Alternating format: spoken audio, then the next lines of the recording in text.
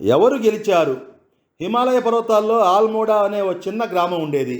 ఆ గ్రామంలో భిక్షుమయ్య అనే ఓ ముసలివాడు ఉండేవాడు. అతడు ఒంటరివాడు. మేకపిల్లని పెంచడం అతనికి ఓ సరదాయే కాక కాలక్షేపం కూడాను. సాయంత్రం వరకు 4-5 మేకపిల్లలను ఆ పర్వతాల్లోనూ అడవుల్లోనూ మేపుకొని వచ్చి తన దొడ్లో కట్టేసేవాడు. తాను పెంచే మేకపిల్లలను కోమలి, వనజ, కస్తూరి, శాంభవి, విశాలాక్షి అని ఒక్కొక్క దాని ఒక్కొక్క పేరు పెట్టి పిలుచుకునేవాడు. అయితే భిక్షమయ్య అంత జాగ్రత్తగా పెంచినప్పటికీ అవి ఎప్పుడో ఒకనాడు తాడు తెంపుకొని అడవిలోకి పారిపోతుండేవి. బహుశా అది ఆ జంతువుల స్వభావాల్లో ఉండే స్వాతంత్ర్యేచ్ఛ అయి ఉంటుంది. పచ్చగడ్డి దొరికే చోటుల్లో మేపుతున్నాను, రాత్రిపూట మంచి దాణా పెడుతున్నాను, అయినా నేనేమి లోటు చేశారని ఈ తెలివి మాలిన మేకపిల్లలు అడవిలోకి పారిపోతున్నాయో, అక్కడ తోడేళ్లకు ఎందుకు బలైపోతున్నాయో అర్థం కాకుండా ఉందనుకొని భిక్షమయ్య ఎంతో బాధపడుతుండేవాడు. చివరికి విసుగుపుట్టి కొన్నాళ్ల పాటు వాటి ఊసు లేకుండా ఉన్నాడు, కానీ ఒంటరిగా ఉండలేకపోయాడు. అనుకుందే తడువుగా నెలల వయసున్న అందమైన మేకపిల్లను ఒకదాన్ని కొనుక్కొచ్చాడు. చిన్నపిల్లయితే తన పాలనకు అలవాటు పడి జీవితాంతం తన దగ్గరే ఉండిపోతుందనుకున్నాడు. దానికి చాముండి అని పేరు పెట్టుకున్నాడు. ఇది వరకు తను పెంచిన వాటికంటే చాముండి మీద ఎక్కువ మక్కువ చూపాడు. అంతకు ముందులా కాకుండా ఇంటి పక్కనున్న ఖాళీ స్థలం చుట్టూ కర్రలతో కొమ్మలతో కంచె ఏర్పాటు చేశాడు. దాని లోపల అది స్వేచ్ఛగా తిరిగేట్టు ఓ పొడవైన తాడుతో కట్టేసేవాడు. అది అక్కడే పెరిగి పెద్దయింది. ఇక అది విడిపించకపోయి తోడేళ్ల బారిన పడదన్న నమ్మకం కలిగింది భిక్షమయ్యకు. ఒకనాటి ఉదయం చాముండికి పర్వతాలు, పచ్చిక మైదానాలు కనిపించాయి. అక్కడికి పోయి గంతులు వేయాలని, స్వతంత్రంగా తిరగాలని ఉబలాటం కలిగింది దానికి.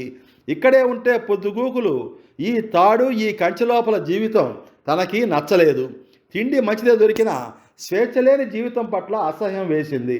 అప్పటి నుంచి భిక్షమయ్య పెట్టినవేవి రుచించేవి కావు. పొద్దస్తమానం ఆ పర్వతాల వైపు, మైదానం వైపే చూస్తుండేది. భిక్షమయ్య దాని అవస్థ కనిపెట్టాడు. ఏది ఏమైనా దాన్ని మాత్రం తోడేళ్లకు బలి కానియకూడదు అనుకున్నాడు. అప్పటి నుంచి దాన్ని పెద్ద గంప కింద దాచి తిండి తిప్పలు కూడా గంప పైనున్న చిన్న ద్వారం ద్వారా లోపలికి వేసేవాడు. అయితే ఒకరోజు భిక్షమయ్య తిండి వేసి పైకన్నానికి మూత వేయటం మర్చిపోయాడు. అతను పోగానే అది తప్పించుకొని పర్వతాల్లోకి పారిపోయింది. ఆ చెట్లు, గుట్టలు దానికి ఎంతో ఆనందాన్ని కలిగించాయి. హాయిగా, స్వేచ్ఛగా అంతటా గంతులు వేసుకుంటూ తిరిగింది చాముండి. దాని ఆనందం చెప్పనలివి కానిది. ఒక్కసారి కిందకు చూసింది. భిక్షమయ్య గుడిసె కనిపించింది దానికి. నేను ఎన్నాళ్ళు ఈ సువిశాల సుందర ప్రదేశాన్ని విడిచి ఆ చిన్న తడికల దొడ్లో ఎలా ఉండగలిగాను అనుకుంది. సాయంత్రం వరకు తనకిష్టం వచ్చినట్లు ఆనందంగా తిరిగింది చాముండి. అప్పటికే పక్షులు తమ స్థావరాలకు చేరుకున్నాయి. చూస్తుండగానే చీకటి పడింది. భిక్షమయ్య వెతికి వెతికి చాముండి కిందకి దిగిరా అంటూ కేకలు వేయటం వినపడుతూనే ఉంది దానికి. అప్పటికే చీకట్లో దారి తిరిగిక అడవిలో ఇరుక్కుపోయాలని దానికి అర్థమైంది. ఆ చెట్ల చాటు నుండి కూ కూ అనే శబ్దం వినిపించింది చాముండికి. అది తోడేలని గ్రహించింది. భయంతో దానికి మెడలో తాడు, చుట్టూ కంచె, కప్పిపెట్టిన గంప జ్ఞాపకం వచ్చాయి. ఆ స్వేచ్ఛ లేని జీవితం కంటే స్వతంత్రంగా ఇక్కడ ఒక గంటైనా బతికి ఈ తోడేలకు ఆహారం కావటమే మేలనుకుంది. చీకట్లో తన ఎదురు తోడేలు కళ్ళు మెరుస్తూ కనిపించాయి. ఎదురుగుండా తోడేలు నిలబడి, ఆహా చాముండి, భిక్షమయ్య నా కోసమే నేను ఇంత బలంగా పెంచాడా, రా దగ్గరికి అంటూ ఆహ్వానించింది. పూర్తిగా లొంగిపోవటమా, పోరాడటమా అని ఆలోచించింది చాముండి. చివరి శ్వాస వరకు పోరాడి చనిపోవటం వీరోచితమని నిర్ణయించుకుంది. ఎదురుగా పోయి తోడేల మీద దాడి చేసింది. రెంటి మధ్య భీకరమైన యుద్ధం ప్రారంభమైంది. తన వాడి అయిన కొమ్ములతో పొడుస్తూ దాని దెబ్బల నుండి కాపాడుకుంటుంది చాముండి. మధ్య మధ్య ఇంకెంతసేపటికి తెల్లవారుతుందోనని ఆకాశాన చుక్కలను చూస్తుంది చాముండి. నక్షత్రాలు ఒక్కడొక్కడే జారిపోవడం ప్రారంభించాయి. దూరంగా ఎక్కడో కోడికోత వినిపించింది. భగవాన్, ఇంతవరకు నా శక్తి కొలది పోరాడాను, ఇక నన్ను రక్షించే భారం నీదే అనుకుంది చాముండి. కానీ ఏం లాభం? కొన్ని క్షణాలకే స్పృహ కోల్పోయి పడిపోయింది చాముండి.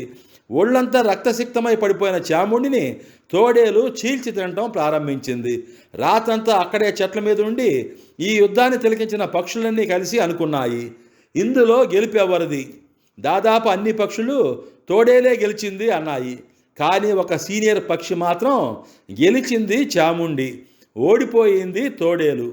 ఎందుకంటే మర్యాదహీనంగా లొంగిపోవుట నిజమైన పరాజయం అని. మిత్రులారా, మా బావగారు కీర్తిశేషులు అయినాల కనకరత్నాచారి గారు రచించిన ప్రచురితమైన ఈ కథను మీకు వినిపించాను. నేను చెప్పే విషయాలు మీకు నచ్చినట్లయితే వెంటనే సబ్స్క్రైబ్ చేసుకోవాల్సిందిగా కోరుతున్నాను. యూట్యూబ్లో డిఎస్ రావు రీల్స్ అని టైప్ చేసి వచ్చిన కథలన్నింటినీ ఆదరిస్తారని ఆశిస్తున్నాను. లైక్ చేయండి, షేర్ చేయండి, మీ కామెంట్ను మాకు తెలియజేయండి. మీ దాల శ్రీనివాసరావు, ఒంగోలు ఆర్టీసీ కంట్రోలర్.